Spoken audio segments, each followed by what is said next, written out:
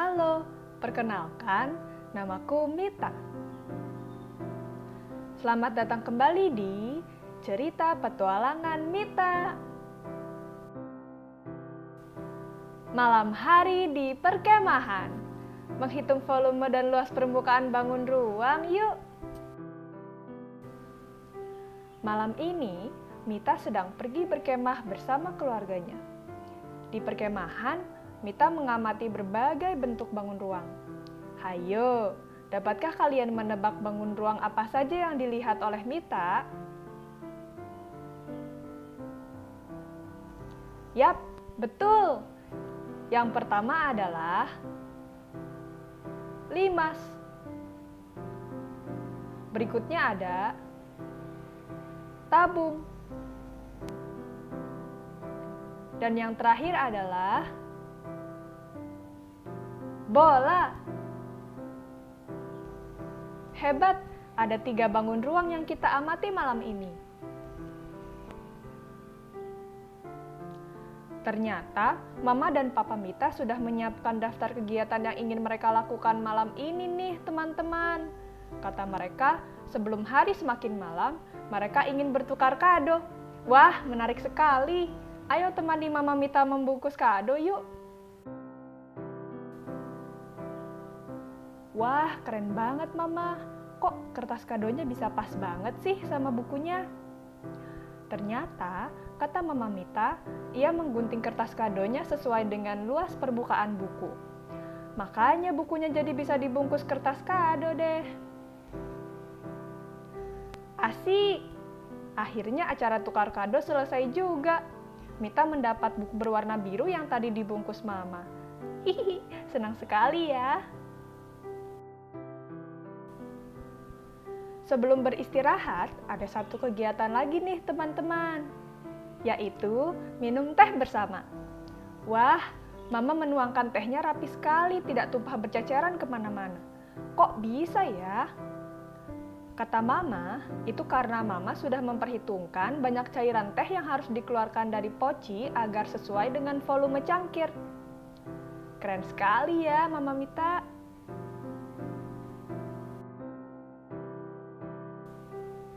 Nah, sekarang ayo kita lihat lagi bentuk-bentuk bangun ruang yang dilihat Mita malam ini.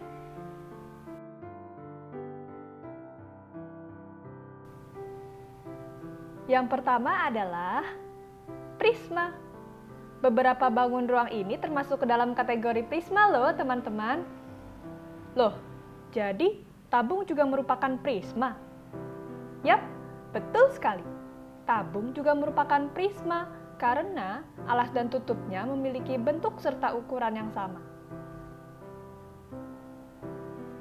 Volume dari setiap bangun ruang yang termasuk ke dalam kategori prisma dapat dihitung dengan mengalihkan luas alas dengan tinggi prismanya. Lalu, bagaimana dengan luas permukaannya? Luas permukaan dari setiap bangun ruang yang termasuk ke dalam kategori prisma dapat dihitung dengan menjumlahkan luas dari setiap sisi-sisinya.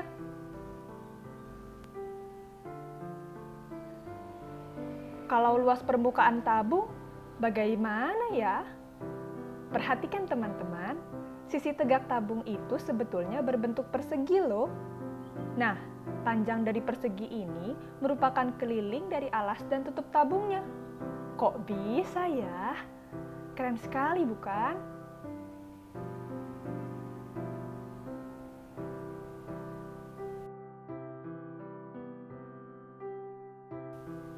Bangun ruang yang kedua adalah limas. Ciri-ciri dari limas adalah tutup atau atapnya memiliki satu titik sudut saja. Yap, persis seperti tenda yang ditempati Mita dan keluarganya malam ini. Kalau kerucut termasuk ke dalam limas juga bukan ya? Tentu saja, kerucut adalah bangun ruang berbentuk limas juga teman-teman. Kira-kira bagaimana ya cara menghitung volume limas selain kerucut? Lihat, volume dari 3 limas selain kerucut sama dengan volume satu prisma segi 4 yang memiliki tinggi dan luas alas yang sama dengan limas-limas tersebut. Jadi, volume limas selain kerucut adalah sepertiga volume prisma segi 4 asalkan prisma segi 4 ini memiliki tinggi dan luas alas yang sama seperti limasnya. Sedangkan, cara menghitung luas permukaan limas sama saja dengan menghitung luas permukaan prisma, yaitu menjumlahkan luas sisi-sisinya. Lalu, bagaimana dengan menghitung volume kerucut? Perhatikan teman-teman, apabila kita ingin mengisi sebuah tabung dengan air menggunakan wadah berbentuk kerucut yang memiliki tinggi serta luas alas yang sama seperti tabung tersebut, kita harus menuangkan airnya sebanyak 3 kali. Artinya, volume kerucut adalah sepertiga volume tabung yang memiliki tinggi dan luas alas yang sama dengan kerucut tersebut. Menarik sekali kan, teman-teman?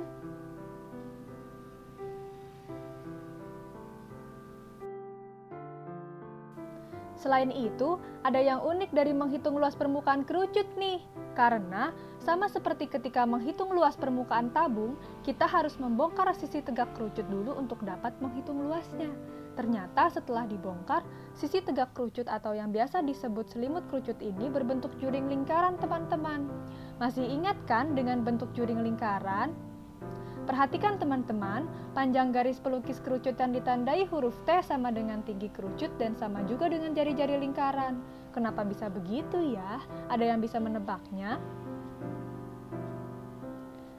Nah, cara menghitung luas juring lingkaran ini adalah dengan membagi keliling juring lingkaran dengan keliling lingkaran lalu mengalikannya dengan luas lingkaran keseluruhan. Untuk menghitung total luas permukaan kerucut masih ada satu langkah lagi nih teman-teman.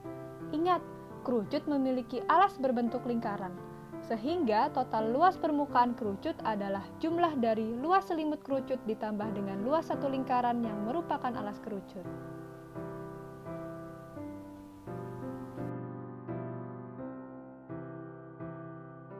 Bangun ruang terakhir yang akan kita bahas malam ini adalah bola. Bagaimana sih cara menghitung volume bola? Perhatikan teman-teman, ternyata volume bola itu sama dengan 2 kali volume kerucut yang memiliki tinggi serta diameter alas yang sama dengan diameter bola itu. Wah, hebat sekali ya! Lalu, bagaimana dengan luas permukaan bola? Nah, luas permukaan bola itu sama dengan luas sisi tegak tabung yang tingginya dan diameter alasnya sama dengan diameter bola tersebut. Keren sekali ya!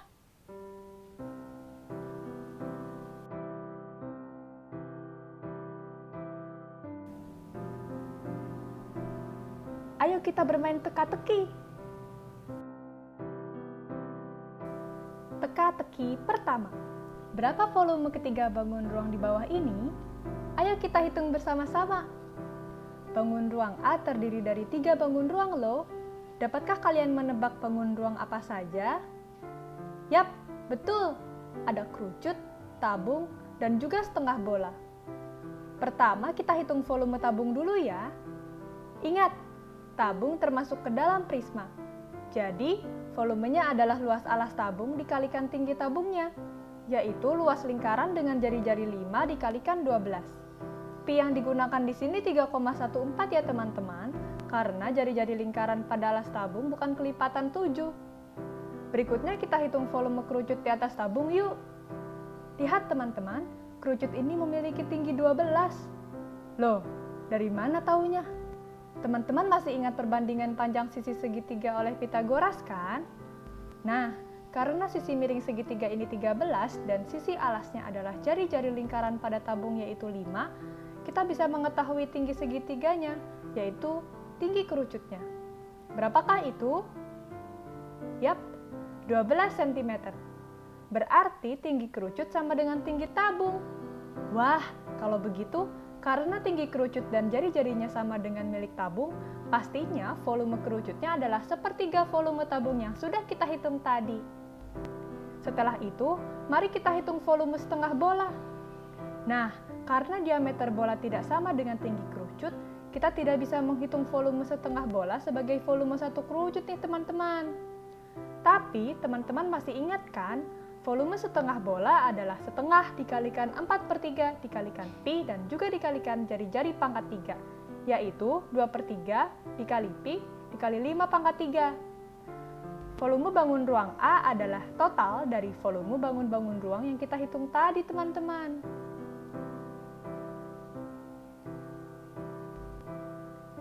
Berikutnya kita hitung volume bangun ruang B ya. Dimulai dari bangun ruang paling atas yaitu limas. Eits, tapi kok tidak ada keterangan tinggi limasnya ya? Kalau begitu harus kita cari dulu teman-teman. Lihat, berdasarkan perhitungan Pythagoras kita dapat tinggi limasnya yaitu 8. Teman-teman masih ingat bagaimana cara menghitung volume limas kan? Yap, volume limas adalah sepertiga dikalikan luas alas dan tingginya. Sehingga volume limas kita adalah sepertiga kali 12 kuadrat dikalikan 8. Nah, di bawahnya limas ini ada kubus nih teman-teman.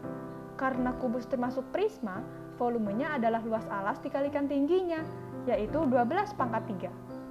Masih ingat cara menghitung pangkat 3 kan teman-teman?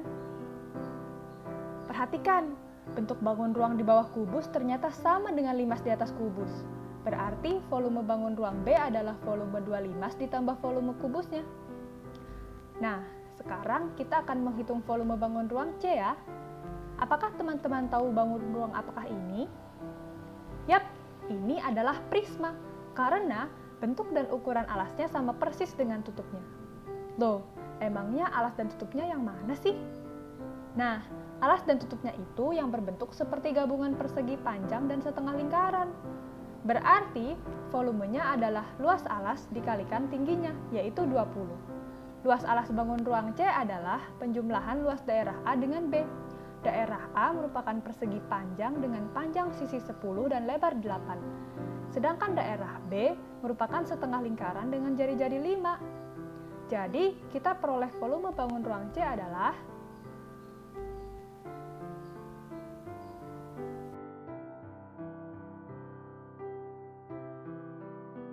teka-teki kedua. Berapa luas permukaan dua bangun ruang di bawah ini? Pertama, kita hitung luas permukaan bangun ruang A yuk. Bangun ruang A terdiri dari dua bagian yaitu kerucut dan tabung. Ingat, dalam menghitung luas permukaan suatu bangun ruang, kita hanya akan menjumlahkan luas sisi-sisi yang dapat kita sentuh.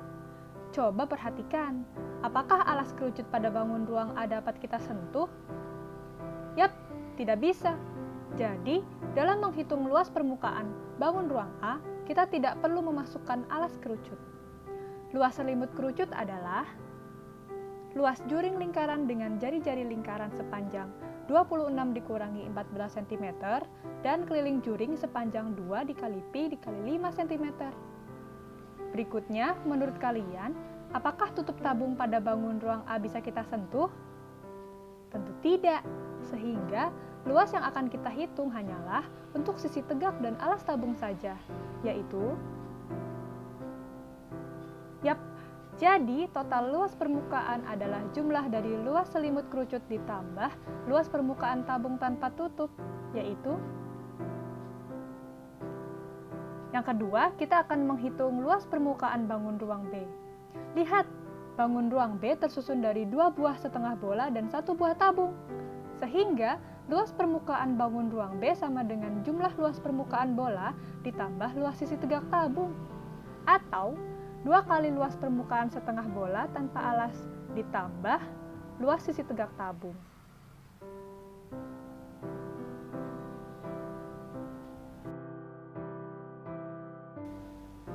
Teka-teki ketiga. Ada 5 kotak berbentuk kubus yang ditumpuk. 2 kotak berukuran besar dan 3 kotak berukuran kecil.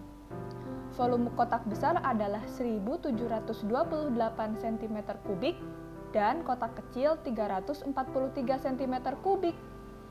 Nah, tinggi tumpukan kelima kotak tersebut adalah... Kira-kira jawabannya berapa ya? Ada yang bisa menebaknya? Yuk kita lihat. Coba kita tumpuk 2 kotak besar lalu 3 kotak kecil. Berapa sih tinggi dari kotak besar? Yap, akar pangkat 3 dari volume kotaknya yaitu 12 cm. Kalau begitu, tinggi kotak kecil berapa ya? Tentu saja, tingginya adalah akar pangkat 3 dari 343 yaitu 7. Jadi, tinggi tumpukan kelima kotak itu adalah 2 dikali 12 ditambah 3 dikali 7, yaitu 45 cm.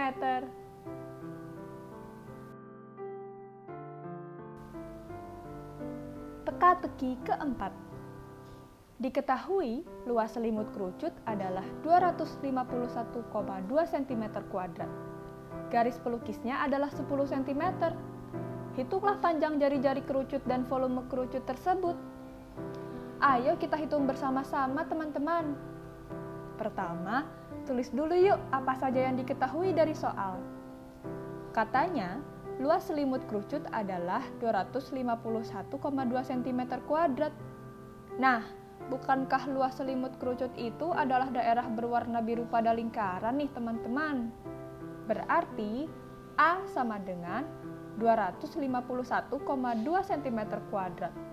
Lalu, garis pelukis kerucut adalah 10 cm. Berarti L sama dengan 10. Teman-teman masih ingat kan luas daerah A? Yap, betul. A sama dengan Pi dikali R dikali L. Jadi, kita bisa dapatkan R atau jari-jari kerucutnya. Setelah itu, volume kerucut tinggal mengalihkan saja sepertiga dengan Pi, lalu dikalikan lagi dengan R kuadrat dan L. Nah, R-nya kita sudah dapat tadi, jadi R kuadrat pun kita akan bisa menghitungnya.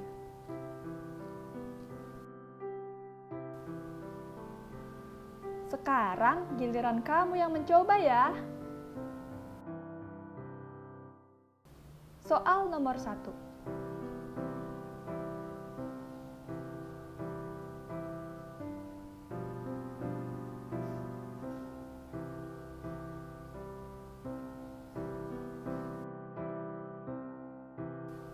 Soal nomor 2.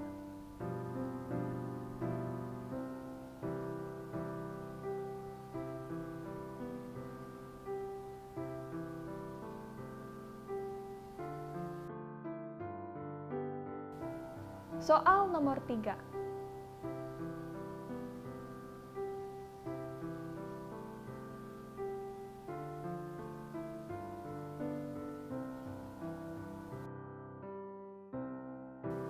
Soal nomor 4.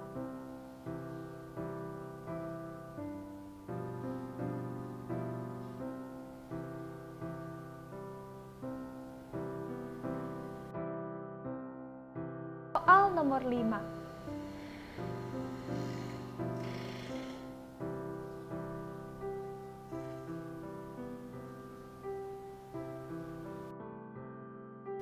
Sampai jumpa dengan Mita di pertemuan berikutnya.